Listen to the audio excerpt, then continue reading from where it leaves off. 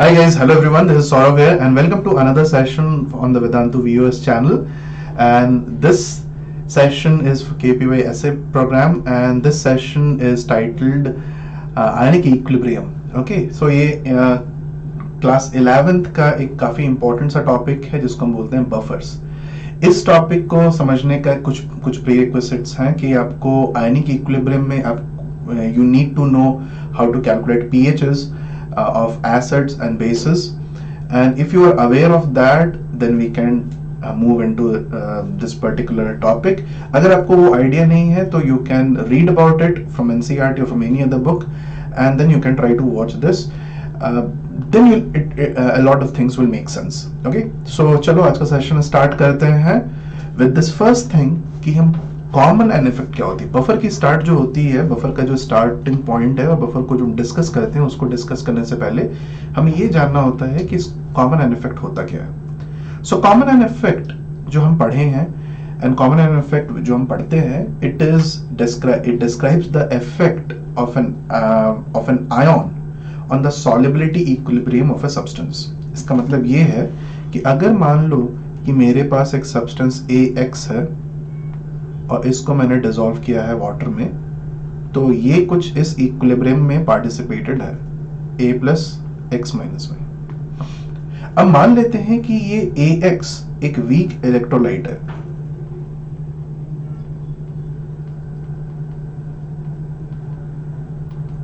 Weak electrolyte वो होते हैं जिनकी अल्फा वैल्यू काफी कम होती है. Alpha is the degree of dissociation, तो इसकी अल्फा वैल्यू कम है and it does not dissociate much. Okay, now let's से आपने एक सॉल्ट लिया ACl और वहां से A प्लस बहुत ज्यादा अमाउंट में आपने ऑब्टेन कर लिया. Okay, this is a strong electrolyte.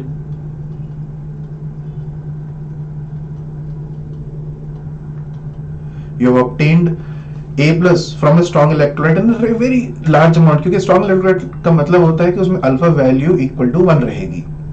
So alpha value either large रहेगी और equal to 1. Maximum value of alpha can be equal to 1, मतलब 100% के आसपास डिसोसिएशन रहेगा.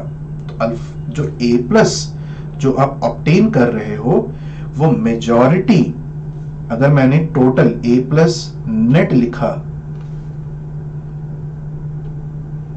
A plus net, then can I say it will be A plus from weak electrolyte and A plus from a strong electrolyte. VE is weak electrolyte, SE is strong electrolyte. Since इसकी amount इससे हमेशा कम रहेगी, हम ये बोलते हैं A plus from weak electrolyte will be quite less as compared to A plus from strong electrolyte. So therefore A plus net जो रहेगा वो लगभग A plus strong electrolyte के बराबर हो जाएगा. इसको हम थोड़ा मैथमेटिकली भी देख लेंगे आगे चल के, बट ये long and short of common and effect है. तो इससे होता क्या है, अगर आपने इस इक्विलिब्रियम में A प्लस का जो अमाउंट है वो काफी ज्यादा कर दिया, तो मतलब अपने प्रोडक्ट को ज्यादा कर दिया, and the equilibrium will shift in a direction to revert or to keep the equilibrium constant a constant. मतलब अगर आपने इस प्रोसेस का इक्विलिब्रियम कांस्टेंट लिया तो ये हो जाएगा A plus net times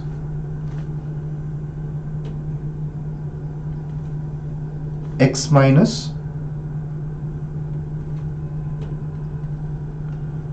upon AX.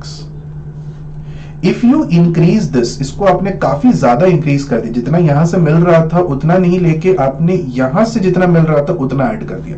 मान लो कि यहां से आपको 2 आयन मिल रहे थे, 3 आयन मिल रहे थे, लेकिन यहां से आपको 100 आयन्स मिल रहे हैं और इसको आपने पूरा का पूरा यहां पे ऐड कर दिया, तो उन आयन्स को कंपनसेट करने के लिए रिएक्शन बैकवर्ड मूव करेगी. Okay, so because of this if A net increases, therefore the equilibrium shifts the backward direction. So आपको ये समझना है कि whenever आपने एक वीक इलेक्ट्रोलाइट के सॉल्यूशन में एक स्ट्रॉन्ग इलेक्ट्रोलाइट को ऐड किया है, तो स्ट्रॉन्ग इलेक्ट्रोलाइट वीक इलेक्ट्रोलाइट के डिसोसिएशन को सप्रेस कर देगा, और यही हम कॉमन इफेक्ट में पढ़ते हैं. So this is the suppression of dissociation of weak electrolyte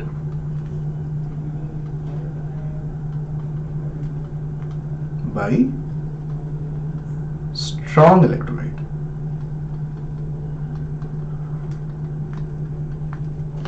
ठीक है, लेकिन इसमें एक बहुत इंपॉर्टेंट सा कैच है, and that is not being proved by a lot of students. A lot of people do not know this.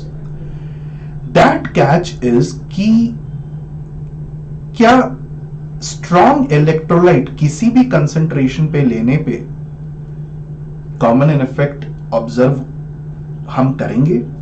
That means suppose I vary the amount of strong electrolyte, मतलब मैं कभी बहुत कम strong electrolyte ले रहा हूं, कभी मैं बहुत ज्यादा स्ट्रॉन्ग इलेक्ट्रोलाइट ले रहा हूं, तो कहां पे कॉमन एन इफेक्ट मेरी ज्यादा होगी? और common an effect is uniformly observed to the same extent whether you take the amount of strong electrolyte large or whether you take the strong amount of strong electrolyte less. So चलो देखते हैं कि इसको solve कैसे किया जाए. How to arrive at the result of this, कि भाई होना क्या है.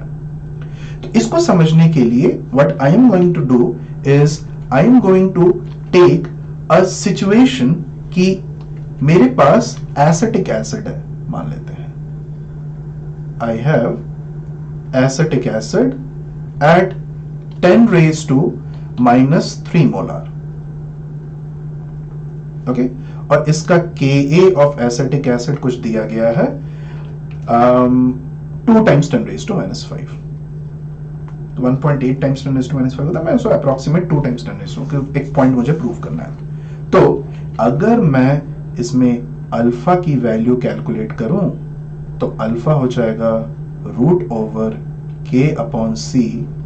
ये वैल्यू जो हमारे पास आएगी, okay, this value that will come will be equal to 2 times 10 raised to minus 5 upon 10 raised to minus 3. इसका स्क्वायर रूट ले लेंगे तो ये कुछ हो जाएगा square root of 2 times 10 raised to minus 2. Square root of 2 is 1.4 times 10 raised to minus 1, which will be 0.14. तो alpha की जो वैल्यू है इसको हम ध्यान में रख लेते हैं, ये 0.14 है. This alpha is in absence of common ion. कहीं से और कोई आयन, मतलब कॉमन आयन क्या हो सकता है इसमें? H+ हम ला सकते हैं, एसिटेट ला सकते हैं. इनके इससे जो आयन्स मिल रहे हैं मुझे, वो आयन्स किसी और स्ट्रॉन्ग इलेक्ट्रोलाइट से अगर मैं ले आया तो वो मैं बोलूंगा कि in common ion is available. But if the common ion is not available then the alpha value will be this. Now suppose I add HCl. ठीक है, आई ऐड HCl. अच्छा, अब यहां से if I identify from here, from this result, if I try to identify the H+ ion concentration, H+ ion concentration will be equal to C alpha. क्योंकि इसको जब मैं डिसोसिएट करता हूं तो ये कुछ ऐसे डिसोसिएट करता है, CH3CO- प्लस H+. ये हो गया C1 माइनस अल्फा, ये C अल्फा, ये C अल्फा. सो अगर मैंने H+ आयन कंसेंट्रेशन आइडेंटिफाई करने को, तो concentration is 10 raised to minus 3 and alpha is 0.14. So H+ ion concentration will be 1.4 times 10 raised to minus 4 molar. ये हमारा H+ ion concentration है in absence of a common ion. Now suppose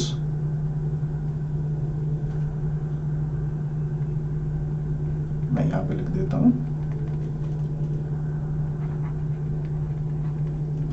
if we add HCl, ठीक है, I am adding HCl, तो मैं ये बोलूंगा कि H plus net will be equal to H plus from HCl plus H plus from CH3COH, और H plus जो कि HCl से आएगा, HCl is a strong electrolyte, उसके कारण एसिटिक एसिड का डिसोसिएशन कम हो जाएगा और H plus obtained from acetic acid will decrease. Okay, H plus obtained from acetic acid will decrease. Let's say concentration of HCl को हम बोल देते हैं 10 raised to minus 1. Assume that concentration if C of HCl is 0.1 molar, then H plus from HCl is 0.1 molar, और H plus from acetic acid अगर इतना ही present है तो भी ये बहुत कम है 1.1 के कंपैरिजन में. सो C plus जो कि हमारे H plus whatever is the net available in the solution is completely coming from HCl. This is nearly, so this is very less.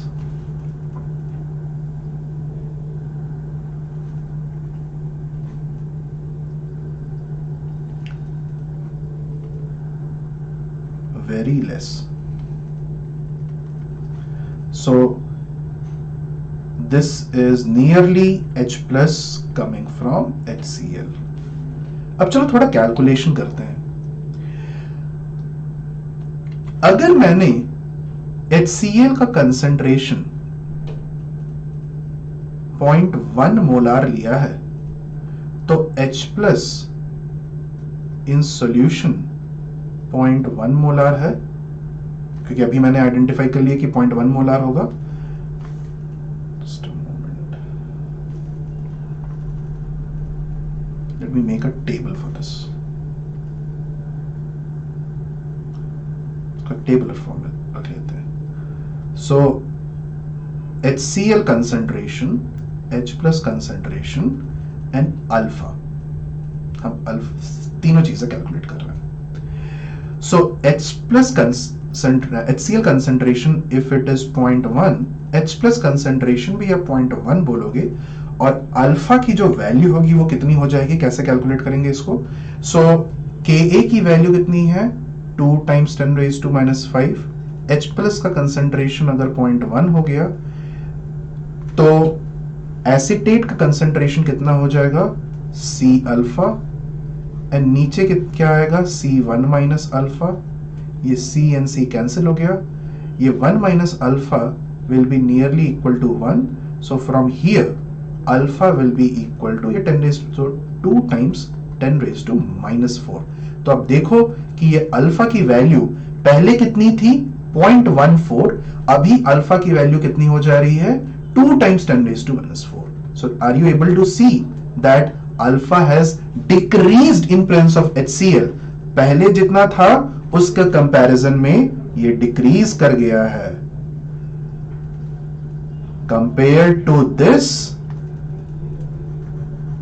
we have a reduced value of alpha. ठीक है, अब चलो आगे देखते हैं क्या होगा. मैं क्या कर रहा हूं कि मैं HCl के अमाउंट को मैं डिक्रीज करना शुरू करता हूं. लेट्स से अब मैं इसको ले लेता हूं 10 raised to minus 2, तो मैं H plus in the solution भी about 10 raised to minus 2 रख दूंगा और ये अल्फा की जो वैल्यू होगी वो हो जाएगी 2 times 10 raised to minus 3. ठीक है, ये अगर 10 raised to minus 3 हो गया तो ये कुछ 10 raised to minus 3 हो जाएगा, almost 10 raised to minus 3 हो जाएगा, and this will be 2 times 10 raised to minus 2. Okay, लेकिन the moment I get to 10 raised to minus 4, तो can I ignore H plus from HCl and H plus from acetic acid? Can I ignore H plus from acetic acid in comparison to H plus from HCl? नहीं, क्योंकि यहां से कितना मिल रहा था in absence of common ion effect 10 raised to minus 4. So अभी अगर ये same almost same order में है, so I cannot ignore it. Okay, ये आप देख लो, अगर मैंने इसी को ही रख दिया तो ये 10 raised to minus 4 हो गया और ये हो गया 2 times 10 raised to minus 1. अब इसके बाद अगर ये 10⁻⁻5 पे चला गया, okay, if you place this as 10⁻⁻5 and this को भी अगर आपने 10⁻⁻5 रख दिया तो अल्फा की वैल्यू 2 हो जाएगी। Okay, if you keep this as 10⁻⁻5 then alpha value will become equal to 2 and alpha value cannot be more than 1। इसका मतलब ये हो रहा है कि in presence of common ion acetic acid थोड़ा ज्यादा डिसोसिएट कर रहा है। आप देख लीजिए यहां पे ज्यादा डिसोसिएट कर गया है। ओके, यहां पे 0.2 आ गया, पहले कितना था 0.14। तो यहीं से डिस्क्रिपेंसी स्टार्ट हो जाती है। Is that understood? तो आप पहले in absence of HCl 0.14 हो रहा था, आपने HCl डाल के इसको 0.2 कर दिया। ऐसा थोड़ी होगा, ज्यादा डिसोसिएट थोड़ी करेगा HCl के प्रेजेंस में। HCl के प्रेजेंस में तो कम डिसोसिएट करना चाहिए। तो हमारे पास ये गलती हो क्यों रही है? गलती हमारे पास ये हो रही है क्योंकि हम ये एज्यूम कर रहे हैं कि common an effect her concentration पे इक्वली एक्ट करेगा। Okay, so common an important point ये है, common an effect works when a strong electrolyte is taken in large concentration। So यहां पे common ion effect fails। इससे हम क्या inference निकालते हैं? CIE works when strong electrolyte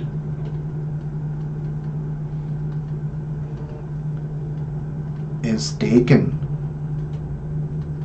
in larger concentration।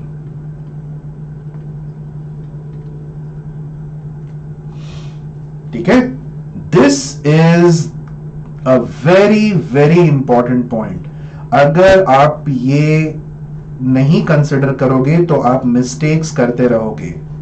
Her when you are taking a strong electrolyte, it is not necessary that is common an effect will work at all concentrations of a strong electrolyte। वो उसके larger concentrations पे act करता है, लेकिन अगर आपने strong electrolyte का एक concentration ही कम ले लिया, amount ही कम ले लिया, तो वो common an effect नहीं शो करेगा। ठीक है, चलिए सो मूव करते हैं बफर सॉल्यूशन की तरफ। What is buffer solution? Buffer solution एक ऐसा सॉल्यूशन है जो पीएच चेंज को रेजिस्ट करता है। ये मैं इंपॉर्टेंट वर्ड बोल रहा हूं कि resist. A lot of people think that कि buffer solution is a solution which does not change its pH। ऐसा नहीं है। Buffer solution does change its pH, but buffer solution अपनी pH change को resist करता है। Resist किसके comparison में? Resist a change in pH। इसका मतलब अगर मैंने upon addition of small amount of acid और small amount of base, अगर आपने कुछ एसिड डाला और कुछ बेस डाला तो उससे जो पीएच में चेंज आना चाहिए वो उतना नहीं होगा। ये होता है बफर सॉल्यूशन। ऐसा नहीं है कि buffer solution will not change its pH. Never ever think that buffer solution will not change its pH. Buffer solution changes its pH, but the change is less than the change that would have been observed अगर वो किसी और solution में add किया जाता। Okay, so यहां पे मैं मेंशन कर दे रहा हूं, इसको हम प्रूव भी कर सकते हैं। pH change in buffer is very very less as compared to pH change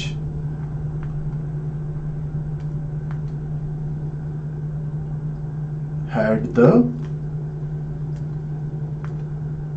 same amount of acid or base is added to water या फिर किसी और चीज में। अगर पानी में ही अगर आपने उतना एसिड डाल दिया जितना कि आप बफर में डाल रहे हो, तो पानी में पीएच बहुत ज्यादा चेंज कर जाएगी, बफर में चेंज नहीं करेगा। Okay, lot of biological and chemical reactions require constant pH. इसकी जरूरत क्या है कि हमें बहुत सारे केसेस में कांस्टेंट पीएच चाहिए।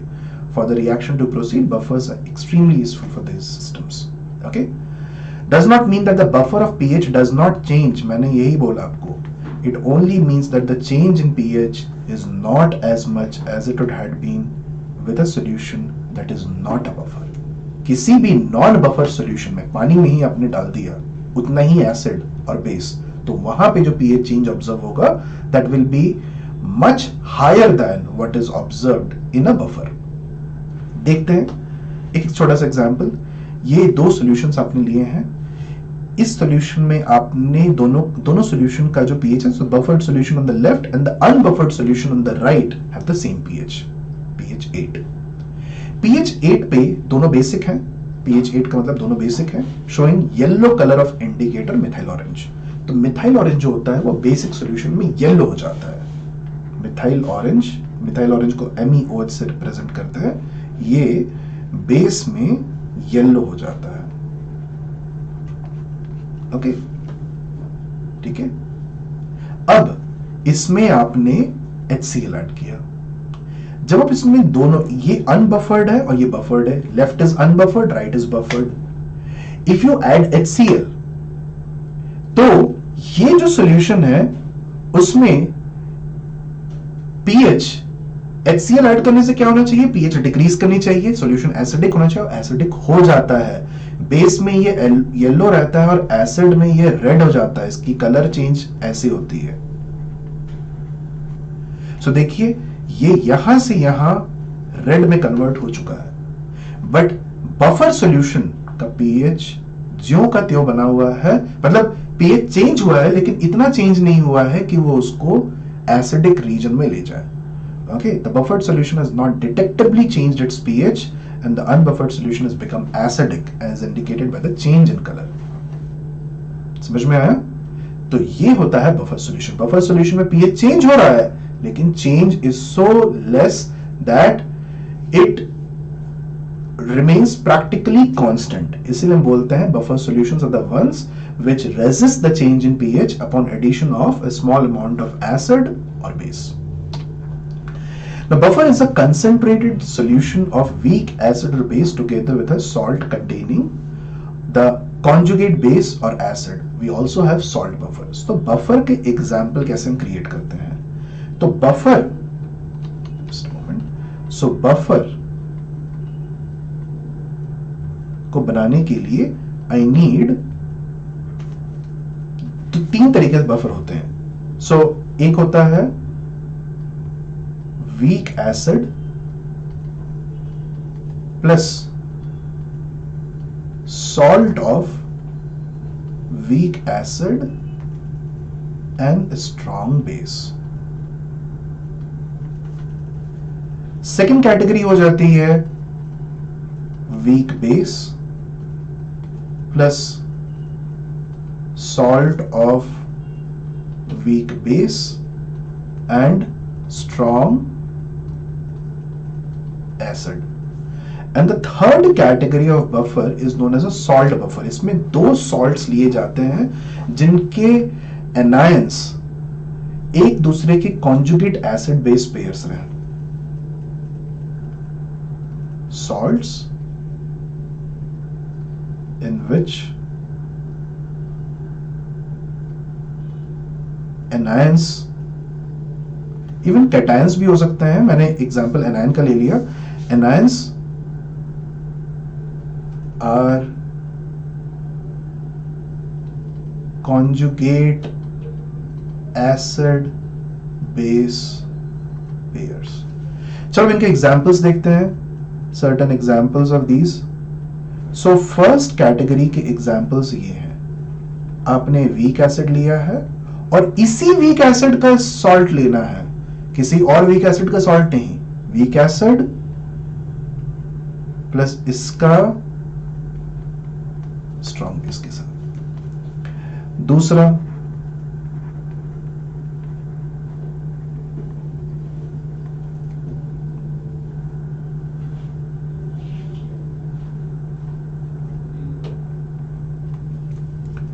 ये भी हो सकता है.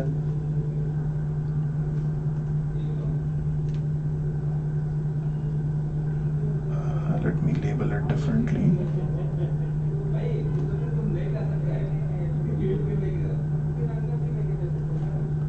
So this is A, this is B, C.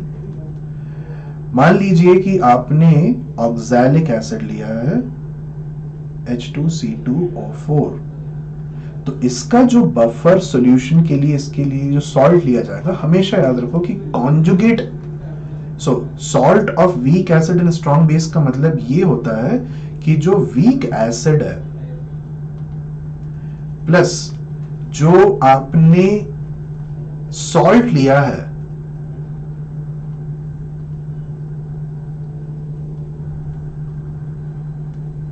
Conjugate base हमारा सॉल्ट में प्रेजेंट होना चाहिए. That means the ion which is derived from the salt must differ from the weak acid by 1 proton. Okay, so यहां पे जो मैं लूंगा that will be HC2O4 minus और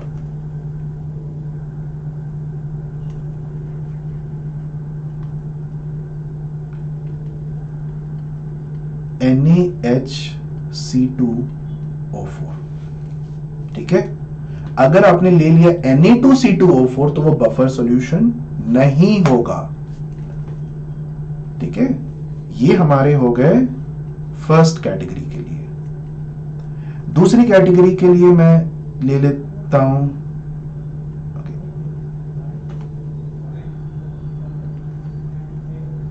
कुछ एग्जाम्पल्स.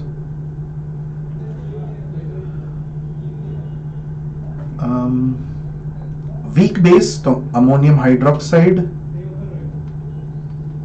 NH4Cl. नेक्स्ट अगर आपने ले लिया पायरिडीन और पायरिडीनियम क्लोराइड,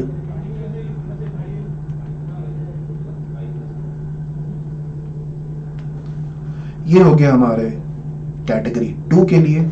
यहां पे मैं और एक एग्जांपल लिख देता हूं HCN plus KCN.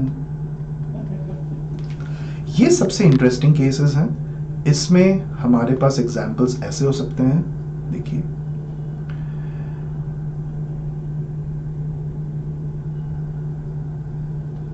NaH2PO4 plus Na2HPO4, ये बफर सॉल्यूशन होगा. सिमिलरली Na2HPO4 एंड Na3PO4, ये भी बफर सॉल्यूशन होगा. लेकिन अगर किसी ने बोला कि क्या ये बफर सॉल्यूशन होगा NaHSO4 प्लस Na2SO4, तो नहीं, क्योंकि ये जो एंटिटी है that is not gonna behave as a weak acid. ये जो स्पीशीज होने चाहिए इसमें जो एनायन एसिड की तरह बिहेव करे और जो एनायन बेस की तरह, कॉन्जुगेट बेस की तरह बिहेव करे, you always have to consider that acid, or that acid should behave as a weak acid. ये HSO4 minus ion is not a weak acid, so ये हमारे पास नहीं होगा. ठीक है,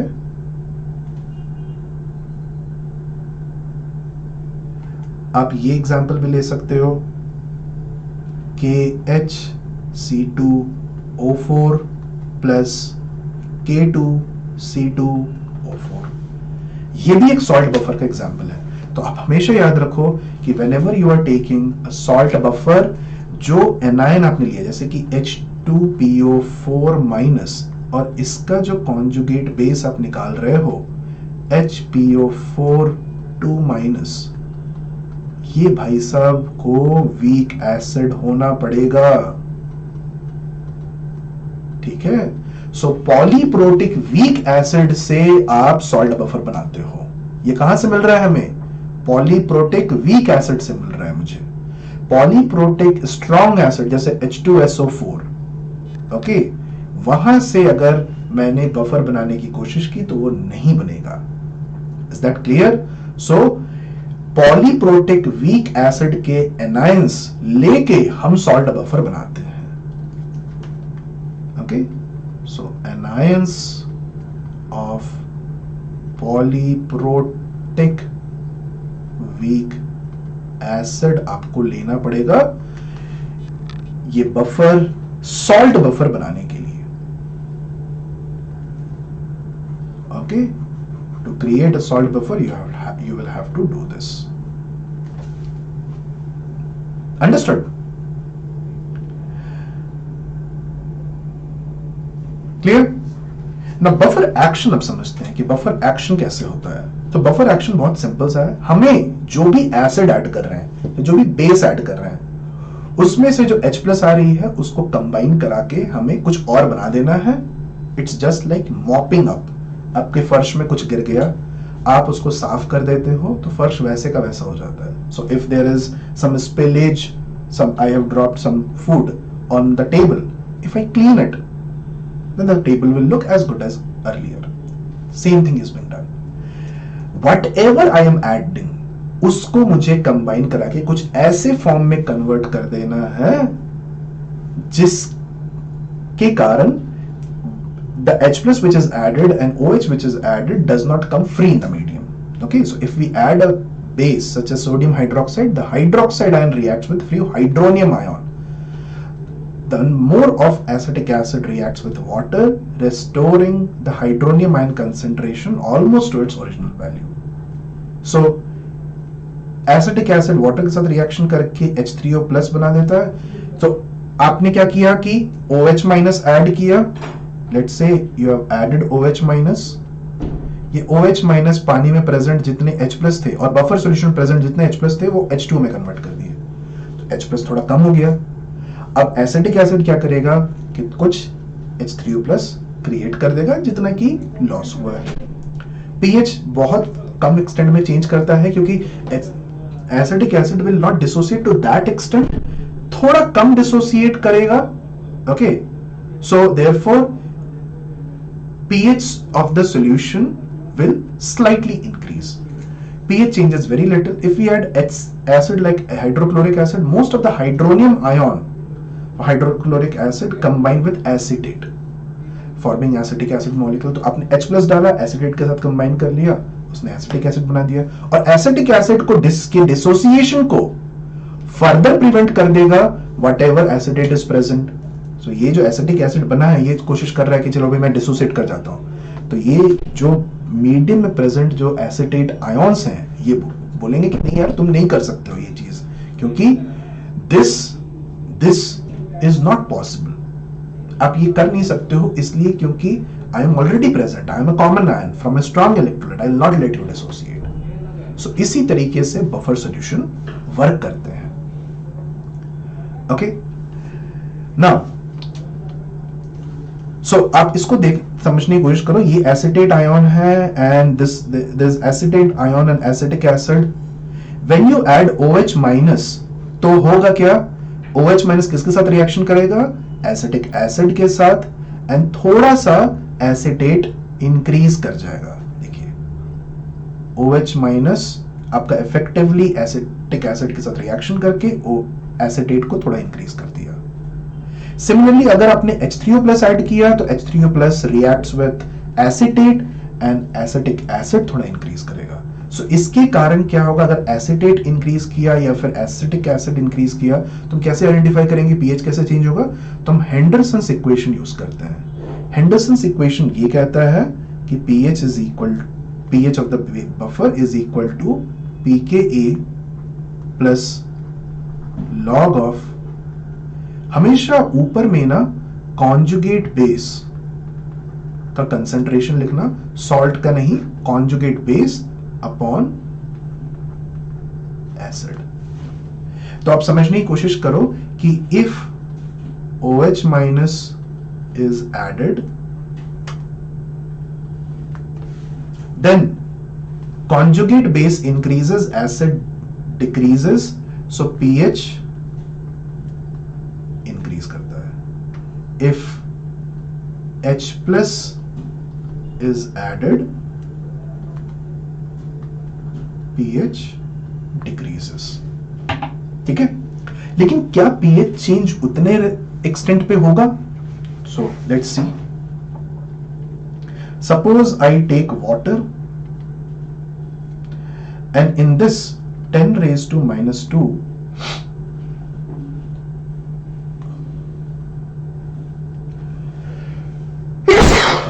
sorry,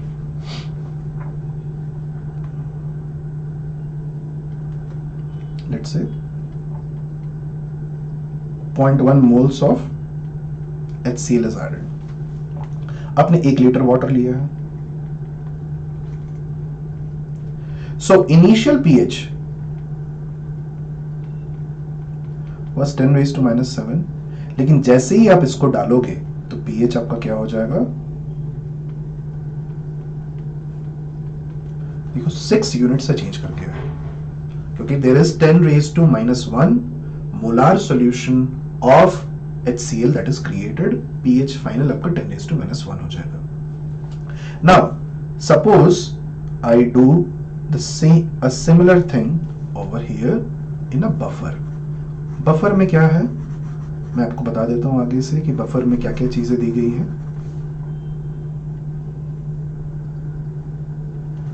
So let's say CH3COOH is 0.5 moles and CH3COO minus is 0.5 moles, और इसमें आपने H plus ऐड किया, 0.1 mole is added from HCl. Acetic acid का जो pKa वैल्यू है वो 4.7 है. तो now if I calculate the change, तो चेंज कैसे कैलकुलेट करेंगे? CH3COO माइनस जो होगा वो हो जाएगा कितना? H प्लस इसके साथ कंबाइन करेगा तो CH3CO माइनस कंसेंट्रेशन 0.5 से डिक्रीज करके 0.4 पे आ जाएगा, और एसिटिक एसिड की जो कंसेंट्रेशन रहेगी ये हो जाएगी 0.6. तो हम इनिशियल पीएच कैलकुलेट कर लेते हैं. PH initial, sorry,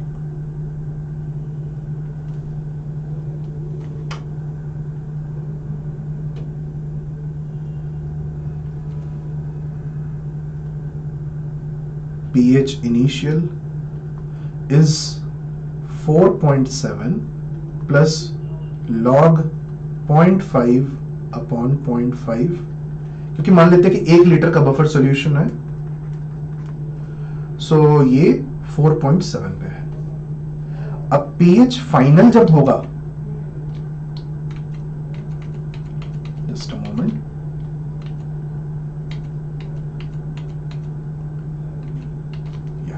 pH final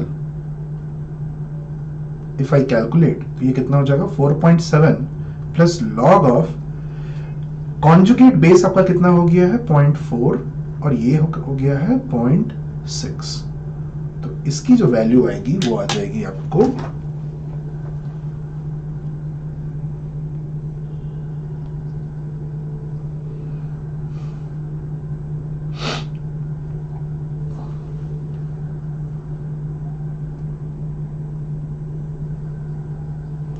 4.52.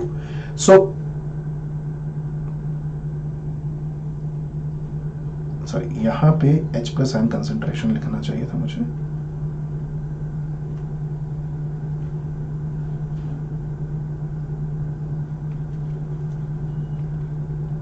H plus concentration. So pH is 7, pH final, pH initial is 1. So can you see what is the change? ये वाटर के केस में हो रहा है. डेल pH is 6 यूनिट्स का चेंज है. Okay, there is a difference of 6 units, और यहां पे आप देखो, सो 0.18 यूनिट्स का चेंज हो रहा है. Is that clear? 0.18 यूनिट्स का चेंज हो रहा है यहां पे. Del pH, which means I have a lesser change in pH of a buffer compared to the change in pH that we observe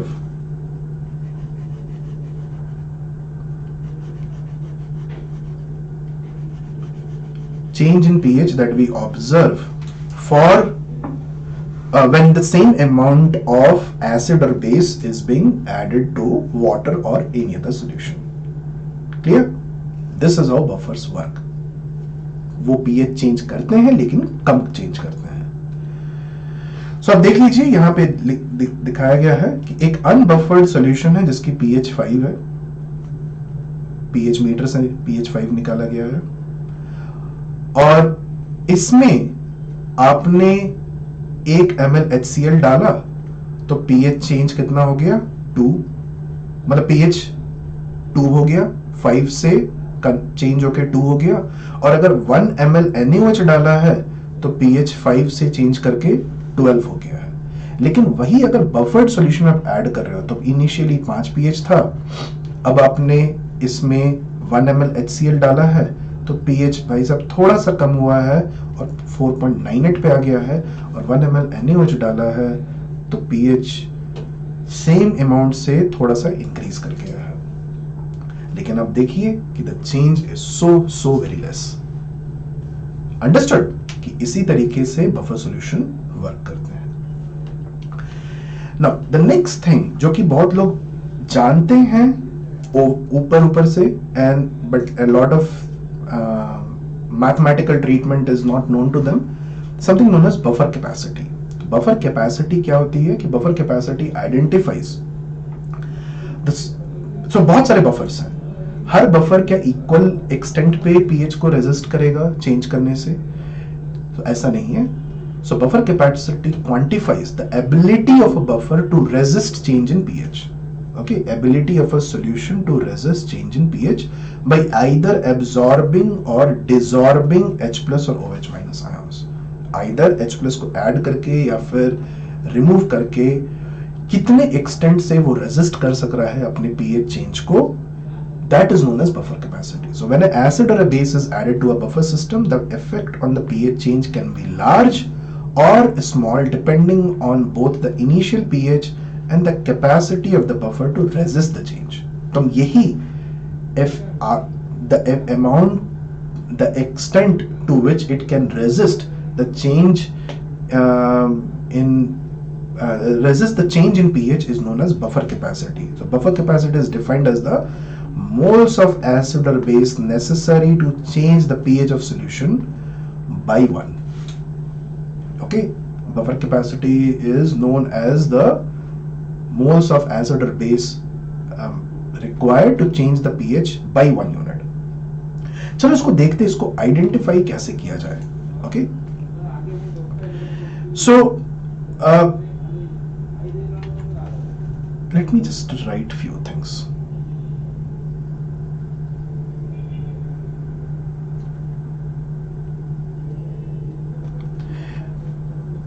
okay, अगर आपने एक वीक एसिड का टाइट्रेशन कराया है एक स्ट्रॉन्ग बेस के साथ, ठीक है, लेट्स से आपने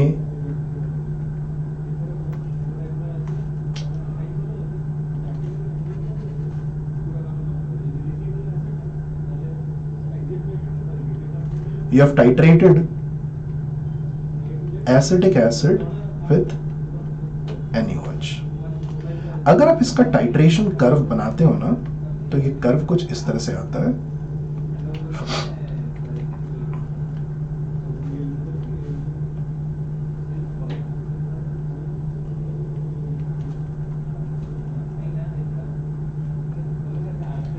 So if I measure the pH versus volume of NaOH, I'll get the curve like this. किसी इस पॉइंट पे हम ये बोलते हैं कि यहां पे region of maximum buffer capacity रहती है. ये अगर हाफ इक्विवेलेंस पॉइंट पे हम बोलते हैं कि it's the region of maximum buffer capacity.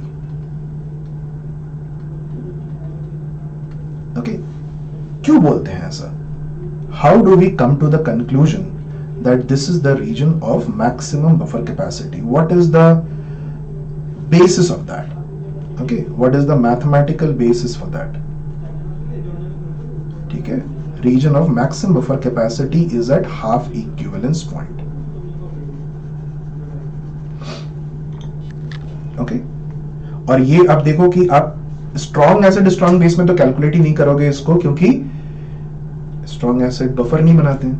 Okay, so weak acid weak base की titration, weak acid strong, weak acid या फिर वीक बेस का अगर आपने टाइट्रेशन कराया है strong base and strong acid respectively से, then you will utilize this concept.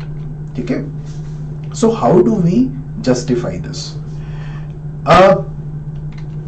Let's say हमारे पास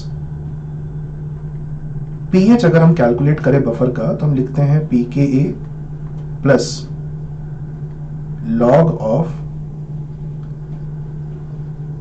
conjugate base upon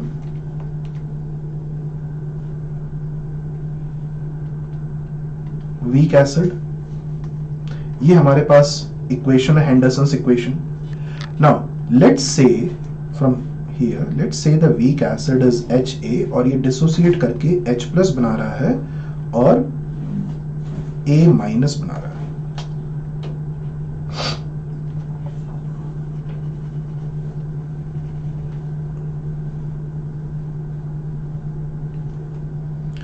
Let's say HA is turning into H plus plus A minus. Okay, so can I say कि अगर मैंने इसी equation में इसको रखा तो pH will be equal to pKa plus expression इस तरह का कुछ दिखेगा, A minus upon HA. Can I say the buffering agent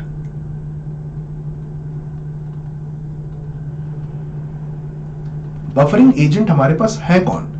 HA और A माइनस. इन दोनों के एफर्ट से बफर एक्शन क्रिएट होता है. सो हम मान लेते हैं कि A माइनस प्लस HA ये टोटल मिला के, okay, this total is equal to C moles per litre. Is that clear? Buffering agent amount is HA plus A minus which is equal to C. Understood? और ये जो amount होगी वो हमेशा constant होगी, क्योंकि इन दोनों का सम हमेशा कांस्टेंट रहेगा. अगर ये 0.5 है, ये 0.5 है, अगर ये थोड़ा डिक्रीज करता, पिछले वाले केस में ही हमने देखा, यहाँ पे देखो, यहाँ पे 0.5 था, 0.5 था. अब जैसे ये इंक्रीज हुआ, ये डिक्रीज हुआ, तो ये 0.4 बन गया, ये 0.6 बन गया. ये थोड़ा और इंक्रीज करेगा, ये उसी amount. Similarly, if the numerator decreases by a certain amount, the denominator increases by the same amount. So C is constant. This C is constant. Clear? The C is constant. चलिए आगे चलते हैं. So मैंने लिख दिया यहाँ पे HA plus A minus is C, where C is constant.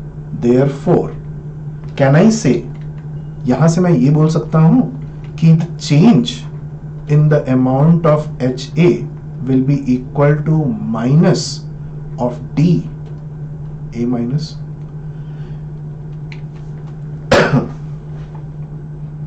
Okay.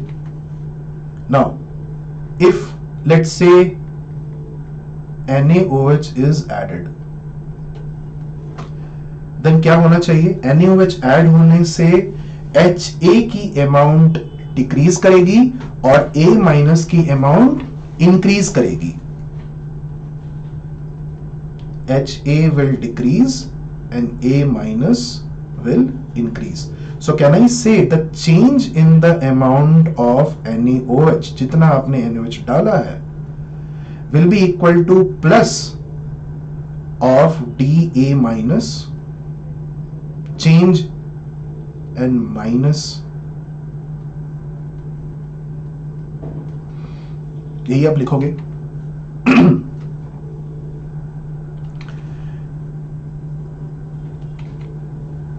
Is that clear?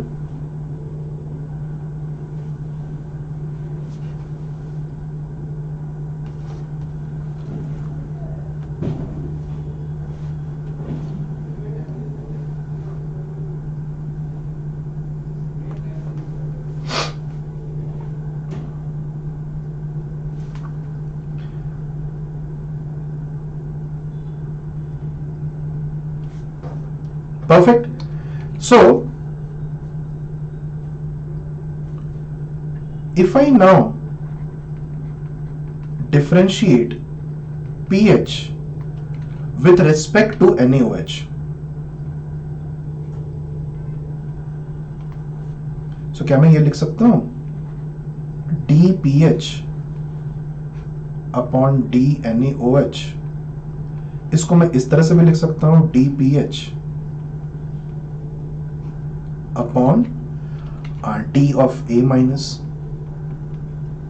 ये भी लिखा जा सकता है. तो ये मैं एक इक्वेशन लिख देता हूं 1, ये इक्वेशन हमारा 2 हो गया. Is that understood? मान लेते हैं कि ये change of pH with respect to the change in amount of NaOH को हम A बोल देते हैं. Let's say this is written as equal to A. Can I say this A is the rate of change of pH with respect per unit of addition of base? Rate of change of pH per unit addition of base. Okay. Now, अगर ये change, if this change is high, then buffer तो उतना अच्छा काम नहीं कर रहा है. हम तो ये बफर के लिए निकाल रहे हैं ना. अगर ये pH का चेंज NaOH ऐड करने पे चेंज बहुत ज्यादा हो गया, तब तो buffer is not a good buffer. So if this change is more than buffer capacity is less. Is that clear? If this change is more, then the buffer capacity is less. Similarly, अगर मैंने ये कर लिया dNaOH upon dPH, तो ये 1/A आ गया. And अगर इस क्वांटिटी पे मैंने फोकस किया, देन इसका चेंज अगर ज्यादा है,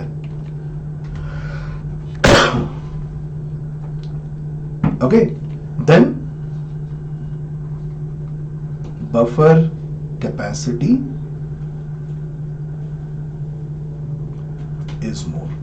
Means this would cause the buffer to behave properly. This will be a nice buffer जिसमें कि NaOH ऐड करने पे जो pH का चेंज हो रहा है, वो pH का पर यूनिट pH का चेंज कम हो रहा है और NaOH आपने ज्यादा ऐड कर दिया है. ठीक है?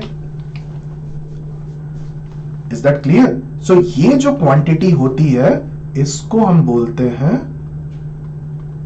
Buffer index.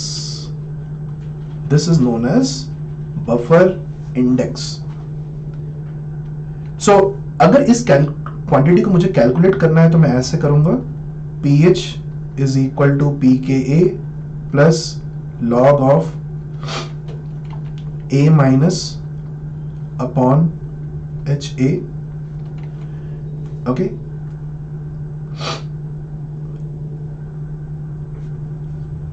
ठीक है.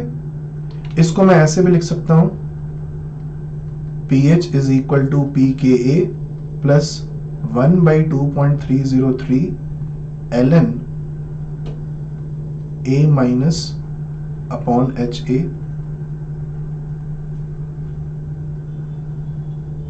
बस मैथमेटिकल ईज के लिए मैंने इसको ऐसे कर दिया है.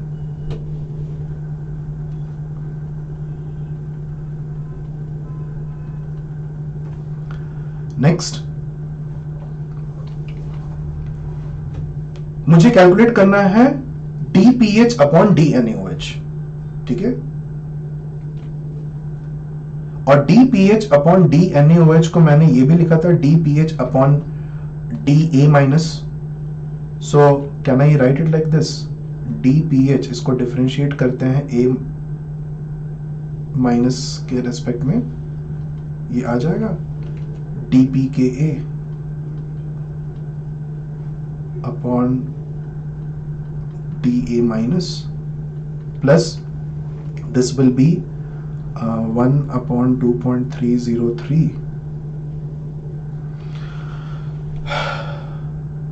and this will be d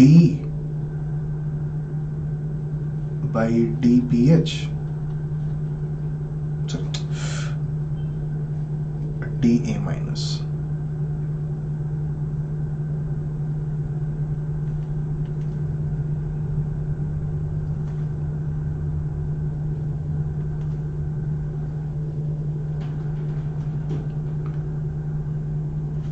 And can I write it like this, HA को इस तरह से लिख दिया जाए,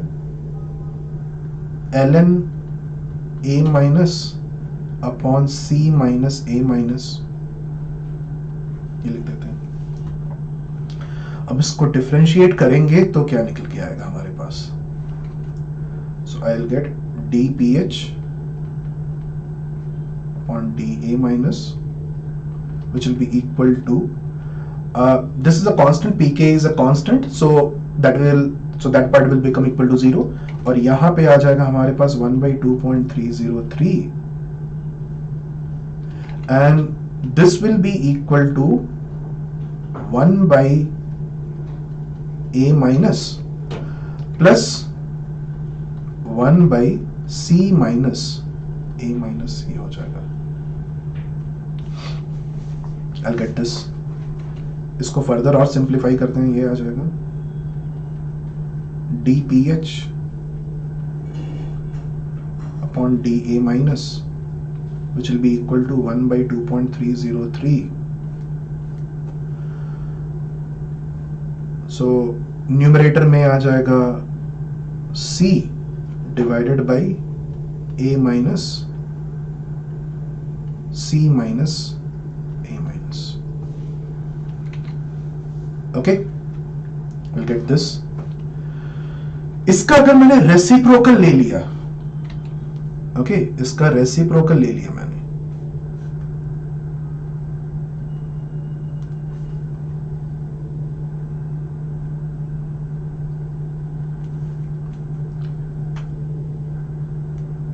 सो da माइनस अपॉन dpH, इसको ऐसे भी लिख सकते हैं, या आप इस ये वाला जो एक्सप्रेशन है उसके टर्म्स में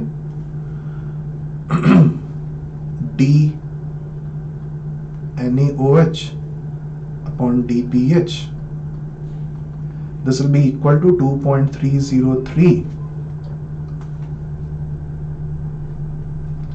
2.303 a minus c minus a minus upon c, a minus times c minus a minus upon c. ये क्या हो जाएगा भाई साहब बताइए. 2.303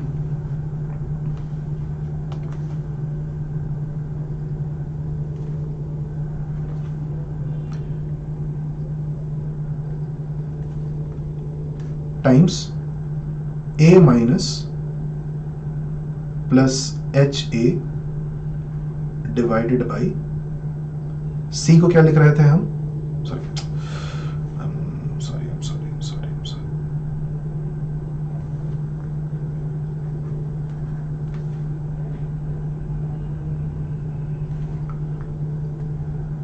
A minus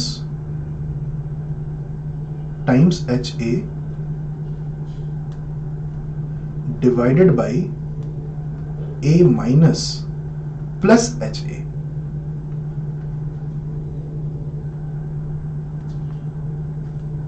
बन गया?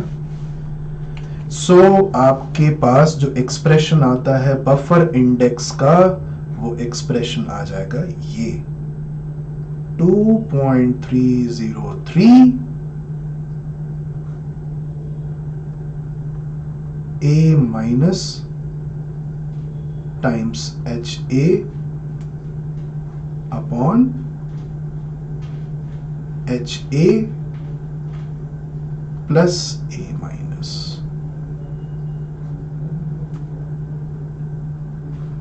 So this is buffer index. और ये एक्सप्रेशन आप शायद किताबों में कहीं कहीं पे देखते भी हो. So this is your buffer index. अब मुझे ये प्रूव करना है कि मैक्सिमम बफरिंग कैपेसिटी कब होगी. ओके, टू प्रूव दैट मुझे क्या करना होगा? मैथमेटिकली मैं क्या करूंगा? I will take D.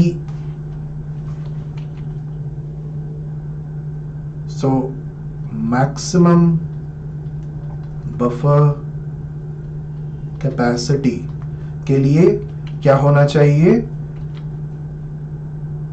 D square A upon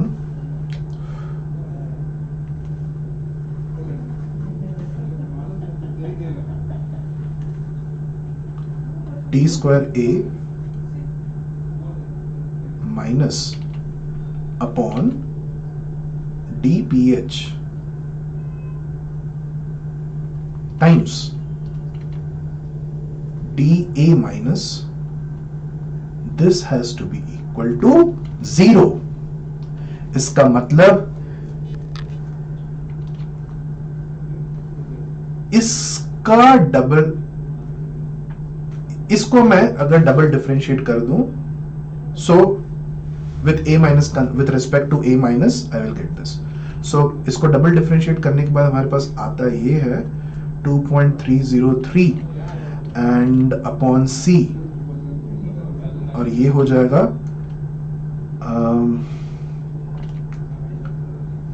this will go away and this will become C minus 2A minus, और ये 0 के बराबर करना चाहूंगा, which means C minus 2A minus is equal to 0 और A minus will be equal to C upon 2, which means इस instant पे HA कितना हो जाएगा? यहां से देखिए कितना हो जाएगा? HA कितना हो जाएगा? C upon 2. समझ में आया?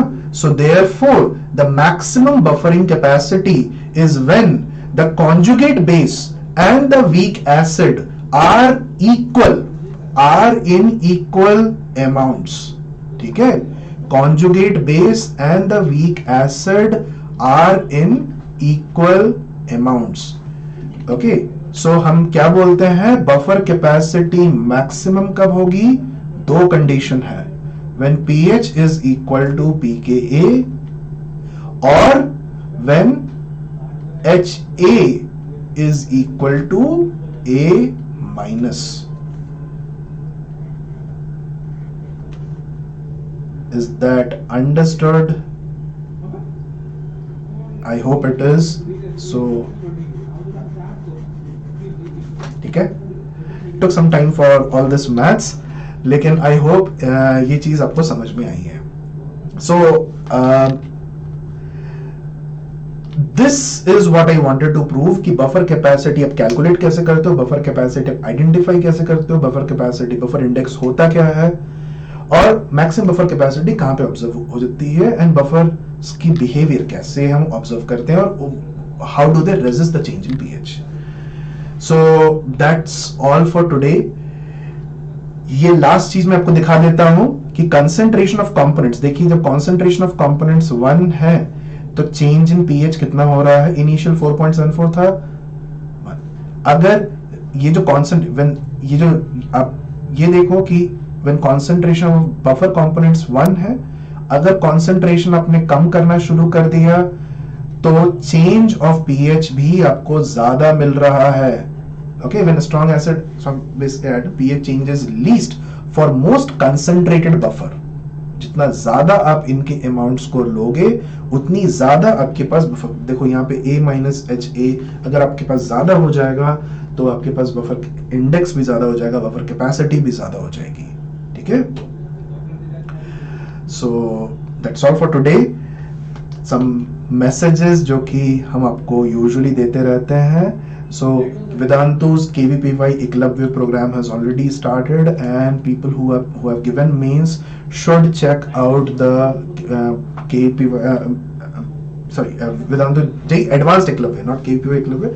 J Advanced Eklavya has already started. तो Eklavya के बारे में जितनी information है वो हम यहाँ पे put करते रहते हैं, and in there will be multiple entry points इसके आगे भी, and please do join so as to maximize your scores in advanced, okay, or maximize your scores in the next mains attempt. 2023 के aspirants यहाँ पे navigate कर सकते हैं, and all the information for 2023 aspirants are given over here, and for 2024 aspirants is also given over here. V-Impact channel is where we are creating a repository of very amazing topics. पिछले PYQs, KVPY, JEE Advanced की PYQ के solutions यहाँ पे रखे गए हैं, and उनको इन तरीके से solve किया गया जो आपको कहीं पे available नहीं. So it's a one-stop repository for every question that has come in the past in the JEE Advanced and JEE Mains exam. So that's all for today, guys. I hope you enjoyed today's session. Please do join for the next session, which will be Ionic Equilibrium 2. Ionic Equilibrium 2 में हम पढ़ेंगे salt hydrolysis, polyprotic acids का, amphiprotic substances का, and उसके बाद हम move करेंगे Ionic Equilibrium 3, in which we will be talking about titration curves, and we will take certain beautiful problems to solve. Okay, so this will be a continuation. Ionic Equilibrium 1 हुआ है आज, Ionic Equilibrium 2 next को Sunday को होगा, और Ionic Equilibrium 3 उसके बाद वाले Sunday को. ठीक है. So until that time, bye bye and have a lovely